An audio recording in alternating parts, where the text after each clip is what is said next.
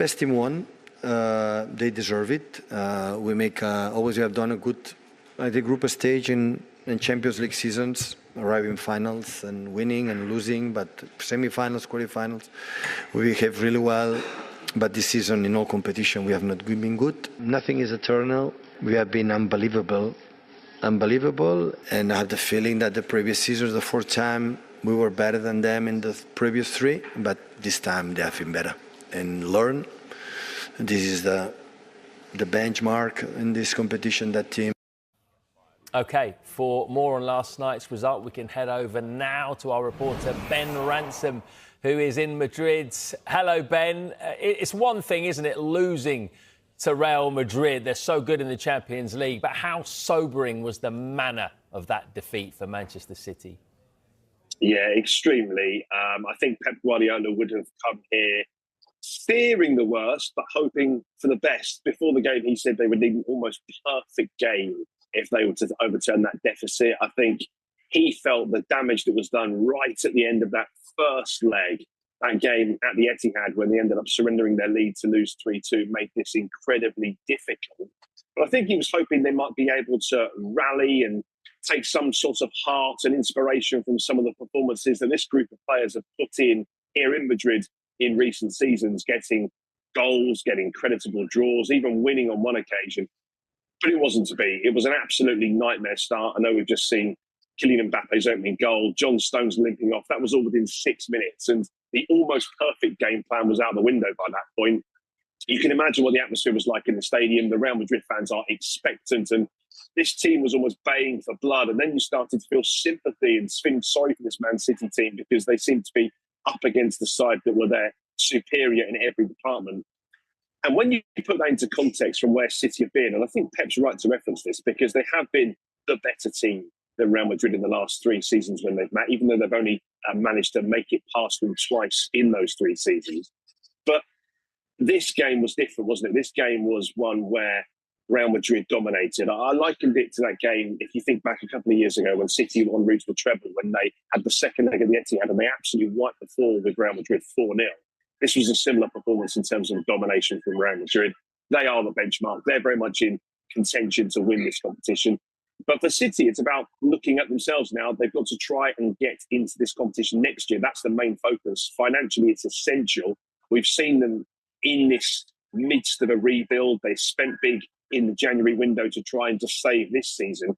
But look at the sorts of players that on the pitch last night looked shadows of their former selves. The likes of Ilkay Gundogan just could not get on the ball at all. He's out of contract in the summer. John Stones limping off again, another injury setback for him. He's out of contract not this summer, but the following summer. Bernardo Silva the same. These are players that have done so much, won so much in high-pressure matches, and yet, as a group, they're just not functioning. Pep hasn't been able to find the solutions to what's been Rodri missing, to the defensive frailty they had all year. But he has to now. The signings have to bed in quickly. They have to get back to at least winning matches domestically, because they need to finish in the top 4 or 5 to win the Champions League for next year. And then it's about the FA Cup. Can they salvage something from what has been, by Pep's own admission, a really, really tough season, by maybe winning some silverware right at the end and giving them something to look forward to? The rebuilds will come in the summer. Pep did say that last night. That's when the club will really assess everything in terms of playing personnel, who to move on, and how much they need to spend to strengthen. But right now, in the immediate future, it's about getting wins, getting results. But it doesn't come much tougher than Liverpool the weekend, does it? No, what a game that is for them. Thanks very much, Ben. Right, let's get some more reaction to that, because I'm delighted to say we're now joined by the former Manchester City goalkeeper, David James, or should I say former England, Liverpool, Aston Villa, countless other teams player. How are you, David? All well in David James' world? Good morning, Matt. I'm very well, thank you. In my football world, last night wasn't particularly good because 4 of my teams didn't win. So, all good. Glad to be on the show. Doing very well. Great to have you on the show. We'll get on to your other 2 teams, maybe slightly more positive when we get onto them, but we'll start with the really painful stuff. What did you make of yesterday and the way that City were dominated really by Real? I thought it was a fascinating game. I mean, I was covering it myself, and if you think about the first 4 minutes, it looked like City were going to have a go and get themselves into the game, get themselves back into the tie. And there was slight irony, wasn't there, that the opening goal for Real Madrid was very similar to the opening goal for Manchester City on the weekend against Newcastle. It was a simple ball over the top. Kylian Mbappe's finish, I have to say, was superb under a bit of pressure from John Stones. But everything that Ben was saying now, I think what happened last night for City was that the loss of Erling Haaland, and because he trained the day before, I think the planning would have been Erling Haaland would have started in the middle there, obviously, made things very different. And the front three didn't have the kind of threat or offer the kind of threat that perhaps, definitely would have offered if Erling Haaland had been there. Yeah, so 4 minutes, it looked all right.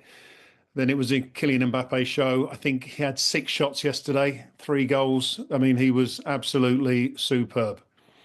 When you look around City's squad, does it feel as though a big rebuild is still needed despite those January signings? John Stones is 31, went off obviously yesterday. Ilkay Gundogan, 34. Kevin De Bruyne didn't even get on. I think there was always going to be a rebuild, possibly this season. So when I say rebuild, I mean, I think, any 1 or 2 players could have got replaced. That would have been quite normal. I think without sort of playing too much on it, the injuries have been a big issue. I'm not concerned about Rodri on his own. I think City, and even if you look at the results, could suffer Rodri not playing. But throughout this season, then you've added to that. The key issues for me have been the wingers, losing Doku, losing Jack Grealish at key points in the season, creating an environment which has looked and is looking, especially yesterday, a little bit fragile. The rebuild will look more sort of obvious now, as I say, when you bring up the ages there, simply because there are so many problems going on. They beat, was it Salford 8-0, beat Ipswich 6-0, and everyone thinks the corner's been turned. Then all of a sudden it's a defeat against Real Madrid, defeat here, defeat there. So, there will be a rebuild, but some of the new signings they've got, I think, are going to be special. Marmoush in particular, I think, is going to be special for City, not just because of his hat-trick on the weekend, but this guy knows how to score goals, and I think that will get City through with regards to qualifying for the Champions League, at least this season. It's very hard, obviously, to maintain the standards that Manchester City had set. It's pretty much impossible because they were right at the top of the tree. But have you been surprised at how quickly they've dropped off, at the level of drop-off? Well, yes. Yeah, I have been surprised. As I say, I thought that it was, Rodri being injured wasn't a problem. Then you start adding Kevin De Bruyne, then you start adding defenders, then you start adding wingers. And I think at one point there was 5 on the bench and 2 of them were goalkeepers for something like ridiculous numbers for a couple of games that Pep had. He was really down to bare bones. And again, as an ex-player, I think it's fascinating when you look at the psychology, because even in passing, and I've watched so many games this season, you look at a City side who, like Madrid yesterday, freedom in passing. They don't even think about where the next pass is going, and it kind of works. There's been stages this season where you can literally see the City players thinking about what they've got to do, because that confidence has sort of avoided them, if you like. Once you start having the results one on top of the other, all of a sudden it becomes multiple problems, and confidence being the key one in all this, because if you haven't got confidence, you can't be the best players. So, yes, I am surprised. Would I be surprised if they don't qualify for the Champions League? I think that would be the biggest surprise of all. Getting beat yesterday by Real Madrid, whether it was 3-1 or 1-0 or even drawing and getting knocked out, wouldn't have been a surprise to me. We'll get onto that. I just want to ask you about Edison, obviously, as we've got you. It's not just the Rodri problem, is it, Manchester City? And while Edison wasn't really, you would say, grossly at fault for any of the goals last night, is he not quite as reliable as he once was? I think Eddie's an interesting. I love Eddie, and we saw the best of him, didn't we, on the weekend against Newcastle? I think what he offers to Manchester City. But there's been an ongoing thing with Eddie since the beginning of the season, if not pre-season. Talk of moves and stuff like that, and slightly unsettling perhaps. But Eddie, similar to I think the whole Manchester City side, when you talk about the success they had a couple of years ago, the success that they've continued to have in the Premier League as champions, there's going to be a down spot. And every player, every team's allowed these down spots. And unfortunately for Manchester City, it would seem that a lot of the players are having it at the same time, whether it's through injury or not the best form. But Eddie wasn't at fault at all yesterday. I think even with the first goal, the positioning of the defence was bad, considering there was no pressure on the ball.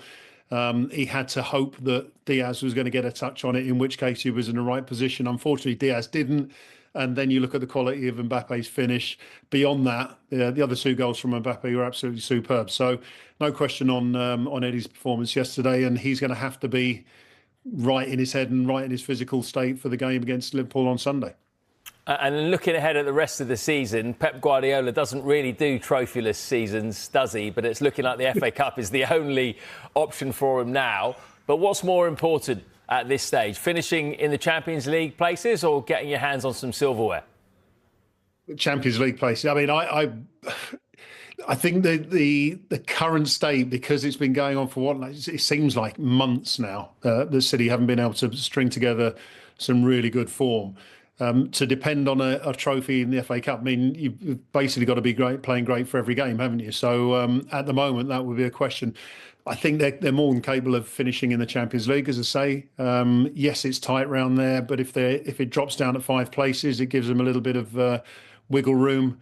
But as I say, with the signings of Mamouche, Nico coming into their side and being able to perform as they have done in the Premier League, then I think City will be okay. It seems really strange to ask this question, but at what point does the focus turn on to Pep Guardiola? Let's just say that Manchester City were to finish outside of the Champions League places, and it might even be the top 5 as well, not the top 4, and also not win the FA Cup. Would he come under serious fire then? As a manager, he'd have to, yes. I think it's frustrating in a little way. At the beginning of the bad run, I don't think anyone could pinpoint what the problem was. And when the run continues, then arguably everybody's point becomes right, because there's proof of it in lack of results, lack of performance. I think, and I was thinking about this yesterday, the one thing that Pep hasn't experienced is losing on a sort of global scale. As a manager, I think this will give him a lot of experience, not one that he necessarily wanted or expected this season, but going forward, given that he signed that new contract, that this will help him going forward. I don't think there's a question on what his capabilities are, but without the players to be able to maximise that thought process and that playing style, then he has been hamstrung quite literally. So, the focus will be on him, but I don't think it's a point of looking for a new manager for Manchester City anytime soon. Yeah, I suspect not either. How about Real Madrid then? They haven't had the best of tournaments so far. The fact that they had to go into the playoffs, but the way that they dealt with Man City, do you think they should be the favourites from here on in? I love this new format, I have to say. There's question marks about it in the beginning, and the fact that we have, two former champions, recent champions, in a playoff to get eliminated before the knockouts. But effectively, this is just another knockout game for Real Madrid. They've got a few more to contend with if they want to go and win the Champions League again. And the one thing about Real Madrid is they love this kind of environment. They did enough to get to the position to play City, had the confidence that they could beat City. And again, after 4 minutes, the tie was pretty much done, wasn't it? Are they favourites? There's something about them, and I don't think you can look at the numbers or pinpoint the particular sort of style of play that gets them the success they've had. But over multiple seasons now, knockout tournaments, even when they look dead and buried, second leg, last minutes, whatever. Yeah, I don't think anyone really wants to play them unless they're playing him in the final and hope that one or two of their players get sent